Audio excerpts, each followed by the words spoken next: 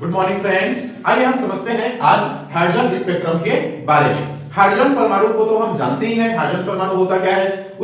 उसके बाद में हमारे पास है हाइड्रोजन परमाणु की स्पेक्ट्रमी रेखाएं। ये स्पेक्ट्रमी रेखाओं से मतलब क्या होती है, इन चीजों को सबसे पहले हम समझ लेते हैं, फिर इसके बाद में आप जब उस मेन टॉपिक को पढ़ेंगे तो आप आसानी से उस चीजों को समझ सकते हैं। एक्चुअल में स्पेक्ट्रमी रेखाएं होती क्या है, इस चीज को समझने के लिए सबसे पहले हम समझ लेते हैं कि स्पेक्ट्रम बनती क्या है, स्पेक्ट्रम होता क्या है। इस चीज को हम सबसे पहले समझ लेते हैं। तो इस चीज को समझने से पहले मान लो हमारे पास एक परमाणु है, ये हो गया हमारे पास एक परमाणु जिसमें ये है n = 1, ये n = 2, ये n = 3 और इसी प्रकार n = 4 5 6 7 आगे की ओर होंगे, ये n = 3। अब हमने क्या किया, ये जो परमाणु है इस परमाणु को हमने बाहर से ऊर्जा दिया किसी भी रूप में, चाहे हम उसको हीट के रूप में दें अर्थात कि इसको गर्म करें, या फिर हम इसको तरंग के रूप में दें, किसी भी प्रकार की तरंग इस पर हम क्या करें आपतित कर दें, या फिर किसी भी मीडियम से इसको हम ऊर्जा दें। तो होगा क्या, मान लो हम इसको हाइड्रोजन परमाणु के रूप में स्टडी कर रहे हैं। तो हाइड्रोजन परमाणु में एक इलेक्ट्रॉन होते हैं, यहां पर एक प्रोटॉन होते हैं और न्यूट्रॉन नहीं होता, ठीक है। तो इस प्रकार से हमारे पास ये इलेक्ट्रॉन है और ये हो गया प्रोटॉन। जब हम इस परमाणु को ऊर्जा देंगे बाहर से, ऊर्जा को मैं H से सोख कर देता हूं, ठीक। तो जब हम इसको बाहर से ऊर्जा देंगे तो ये जो इलेक्ट्रॉन है, ये इलेक्ट्रॉन उस ऊर्जा को गेन करेगा, उस ऊर्जा को ग्रहण करेगा। जब उसके पास ऊर्जा ज्यादा हो जाएगी तो ये n = 1 में ना रह के अब क्या करेगा, ये आगे की ओर बढ़ जाएगा n = 2 में। अब ये कहां पे पाया जाएगा, जब तक उसकी ऊर्जा ज्यादा है तब तक वो कहां पे पाई जाएगी, n = 2 पे पाया जाएगी। वो कहते हैं ना कि किसी को यदि पैसा ज्यादा मिल जाता है तो थोड़ा आसमान में उड़ने लगते हैं, ठीक वैसे ही ये पहले यहां पे रहता था, जमीन में रहता था समझो, अब इसको ज्यादा पैसा मिल गया, या फिर सपोज इसने कुछ भांग वांग पी ली तो बोलते हैं ना कि हवा में उड़ने लगते हैं। तो इसी प्रकार वो अपने लेवल को छोड़ करके कहां चले गए, हायर लेवल पे चला गया, अर्थात कि इस इलेक्ट्रॉन में क्या हुआ, ऊर्जा ग्रहण हुई। ये इलेक्ट्रॉन ऊर्जा ग्रहण किए, ऊर्जा ग्रहण करने के बाद में एक्साइटेड हुआ, एक्साइटेड होने के बाद में n = 2 पर चला गया। क्या जरूरी है कि n = 2 पे ही जाए? नहीं, जरूरी नहीं होता। इसके पास कई ऑप्शन है, ये डायरेक्ट n = 3 पर भी जा सकता था, n = 3 पर भी जा सकता था। ये डिपेंड करता है कि हमने इसको कितनी ज्यादा ऊर्जा दी थी और कितनी ज्यादा यहां से हमने इसको ऊर्जा ये एक्सेप्ट किया, उसके अनुसार पे ये n = 2 पे जाएगा कि 3 पे जाएगा, ये डिसाइड होता है। अब चूंकि ये जो हमारे पास स्पेक्ट्रम है, ये जो हमारे पास ट्रांजिशन अर्थात एक कक्षक से दूसरे कक्षक में जब जाते हैं इसको ट्रांजिशन कहते हैं, इसको संक्रमण कहते हैं। तो जब कोई इलेक्ट्रॉन एक कक्षक से दूसरे कक्षक में जाती है, जंप करती है, तो इसे संक्रमण कहते हैं, इंग्लिश में ट्रांजिशन कहते हैं। तो जब कोई इलेक्ट्रॉन n = 1 से n = 2 में, n = 1 से n = 3 में जा रही है, तो जाने के लिए इसको ऊर्जा को ग्रहण करना पड़ रहा है। क्या करना पड़ रहा है, ग्रहण करना पड़ रहा है, या फिर अवशोषण करना पड़ रहा है। ऊर्जा को क्या करना पड़ रहा है, अवशोषण करना पड़ रहा है। तो चूंकि ऊर्जा को अवशोषण करने के बाद में ये एक कक्षक से जंप करके दूसरे कक्षक में प्रवेश किया, तो इसीलिए हम यहां पर जो स्पेक्ट्रम बनेगी उस स्पेक्ट्रम को क्या कहेंगे, अवशोषण स्पेक्ट्रम कहेंगे। अच्छा, अभी तक ये याद रखना कि स्पेक्ट्रम नहीं बनी है। कैसे नहीं बनी है उसको हम समझते हैं। एक्चुअल में ये ऊर्जा का अभी तक क्या किया है, अवशोषण किया हुआ है। स्पेक्ट्रम कैसे प्राप्त करते हैं, तो मान लो मैं यहां पर 4 प्रकार का ऊर्जा को भेज देता हूं, ठीक है। 4 प्रकार की ऊर्जा को मान लो मैंने भेजा। उदाहरण के लिए मैं इसको क्या कर रहा हूं, समझा रहा हूं, देखते हैं। अब इस ऊर्जा की कुछ ना कुछ तो फ्रीक्वेंसी होगी। मान लो मैंने तरंग वाली ऊर्जा को लिया है, प्रकाश ऊर्जा को लिया है, तो इसमें कुछ ना कुछ तो इसमें आवृत्ति होगी। मान लो इसको मैं बता देता हूं, ये है हमारे पास लाल रंग, रेड कलर। उसके बाद में मान लो ये है बैगनी कलर, ये है जामुनी कलर, और क्या लिखे, ये है पीला कलर, ठीक। हमने कितने प्रकार का कलर भेजा, 4 प्रकार का रंग यहां पर भेजे हैं। कौन सा रंग, दृश्य प्रकाश के रंगों को हमने इसको भेजा।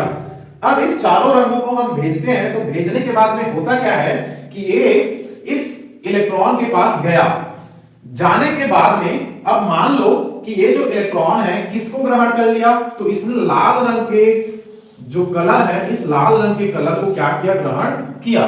बाकी सब रंगों को इसने जाने दिया, पार कर दिया। ठीक, सिर्फ लाल रंग के कलर को क्या कर लिया, अवशोषण कर लिया। लाल रंग के कलर को उसने खा लिया समझो। तो जब हम इस लाल रंग के कलर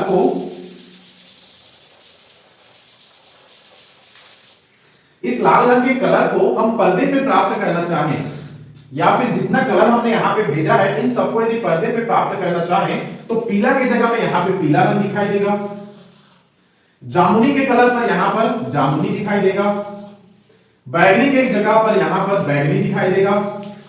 लेकिन इस लाल रंग के कलर को तो इसने क्या कर लिया है, खा लिया है, ग्रहण कर लिया है, अवशोषण कर लिया है। तो इस लाल रंग की जगह में यहां पर कोई भी रंग हमें दिखाई नहीं देगा, अर्थात ये वाला जगह काला रंग का दिखाई देगा।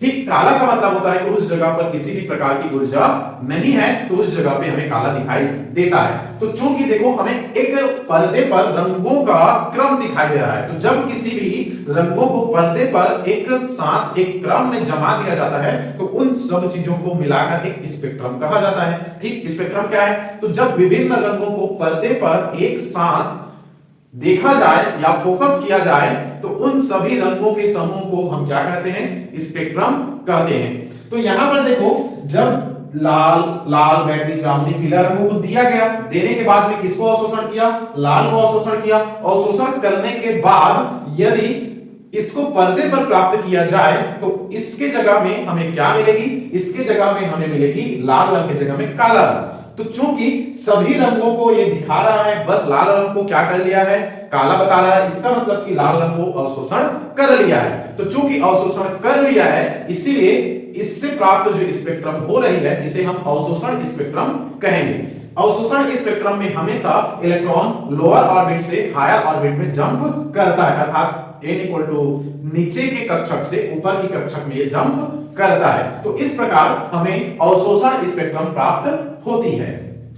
अच्छा, तो उत्सर्जन स्पेक्ट्रम कैसे प्राप्त होती है, उत्सर्जन स्पेक्ट्रम कैसे प्राप्त होती है उसको देखने के लिए एक हम मान लो यहां पर लेते हैं। मान लो कि एक इलेक्ट्रॉन यहां पर है, ठीक, इन सबको छोड़ देते हैं, ये हमारे पास दूसरा टॉपिक है। अब हम अवशोषण स्पेक्ट्रम को छोड़ करके किसमें पढ़ रहे हैं, उत्सर्जन स्पेक्ट्रम में पढ़ रहे हैं। चलो इसको मिटा देते हैं।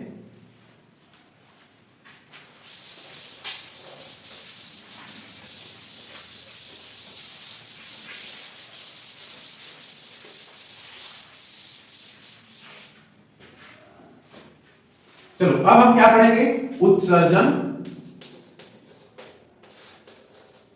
स्पेक्ट्रम।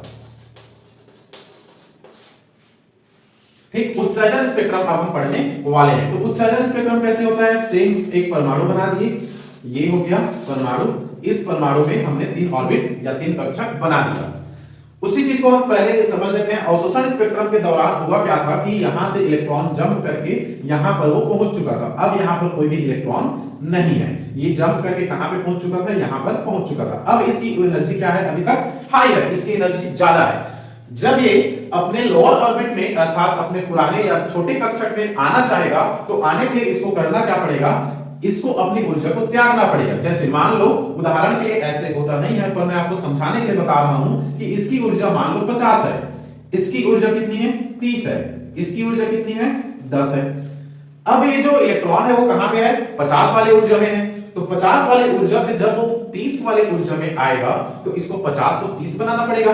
तो 30 कब बनेगा, जब ये कितना को 20 ऊर्जा को त्याग देगा, बाहर फेंक देगा, तब ये जो इलेक्ट्रॉन है वो कहां से 50 वाले से कहां पे आ जाएगा, 30 वाले पे आ जाएगा। अर्थात जब ये 50 वाले से 30 वाले में आना चाहता है तो उसको अपनी ऊर्जा को त्यागना पड़ता है, उत्सर्जन करना पड़ता है। तो उस ऊर्जा को क्या कर दिया, ये उत्सर्जन कर दिया। ठीक है, इसी प्रकार यदि ये 30 वाले स्थान से छोड़ करके 10 वाले में आना चाहे तो फिर से उसको क्या करना पड़ेगा, ऊर्जा का उत्सर्जन करना पड़ेगा। ठीक है, इससे हमें यह पता चलता है कि जब कोई इलेक्ट्रॉन हायर ऑर्बिट से लोअर ऑर्बिट में आना चाहती है या जंप करती है, अर्थात उच्च ऊर्जा के कक्षक से निम्न ऊर्जा के कक्षक में आना चाहती है, तो वो अपनी ऊर्जा को त्यागती है। कितना त्यागती है, तो जितना उन दोनों ऊर्जाओं के बीच में गैपिंग है, दोनों कक्षाओं की ऊर्जा में जितना गैपिंग है, उसी गैपिंग को वो क्या करेगा, त्यागेगा। तो इस चीज को त्यागने के लिए ठीक है, इस चीज को त्यागने के बाद में वो जंप करता है। तो जब वो त्यागता है तो ऊर्जा को क्या करेगा, उत्सर्जन करेगा। तो जब ऊर्जा को उत्सर्जन करेगा तो ये जो ऊर्जा का उत्सर्जन है अलग अलग रंगों के रूप में हो सकती है, जैसे लाल रंग, पीला रंग, काला, सॉरी काला तो नहीं, लाल, पीला और बैगनी, जामुनी, ऐसे करके बहुत सारे कलर में ये उत्सर्जन कर सकती है। हीट ऊर्जा के रूप में भी ऊर्जा को उत्सर्जन कर सकती है, वेव ऊर्जा के रूप में भी ये ऊर्जा को उत्सर्जन कर सकती है, जिसको हम नहीं देख पाते, जैसे एक्स किरण हो गया, एक्स रे हो गया, इन सब चीजों के रूप में भी ऊर्जा को उत्सर्जन कर सकती है। मतलब कि ऊर्जा उत्सर्जन करने का बहुत सारा फॉर्म होती है, हालांकि एक्स रे के फॉर्म में ये ऊर्जा को उत्सर्जन नहीं करती है। ठीक है, ठीक।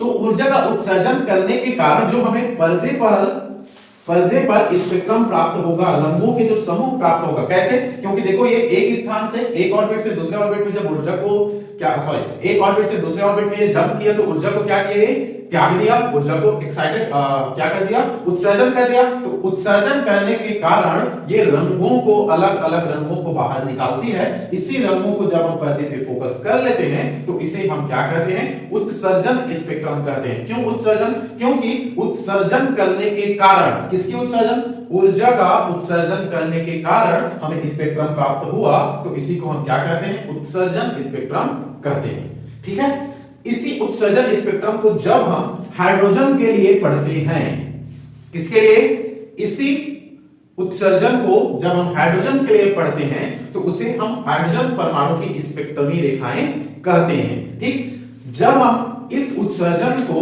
ठीक है, इस उत्सर्जन स्पेक्ट्रम को हाइड्रोजन परमाणु के लिए पढ़ते हैं तो हाइड्रोजन परमाणु की स्पेक्ट्रमी रेखाएं कहते हैं। हाइड्रोजन परमाणु की स्पेक्ट्रमी रेखाओं में 5 प्रकार की रेखा पाई जाती है। ठीक है, 5 प्रकार की रेखा कौन कौन सी है? तो एक होता है लाइमन, दूसरा बामर, तीसरा पास्टन, चौथा ब्रैकेट, पांचवा फूंड। 5 प्रकार की रेखा हमें प्राप्त होती है, Lyman, Balmer, Paschen, Brackett and Pfund. चलो, इसी 5 प्रकार की रेखाओं को हम पढ़ेंगे हाइड्रोजन परमाणु की स्पेक्ट्रमी रेखाओं में।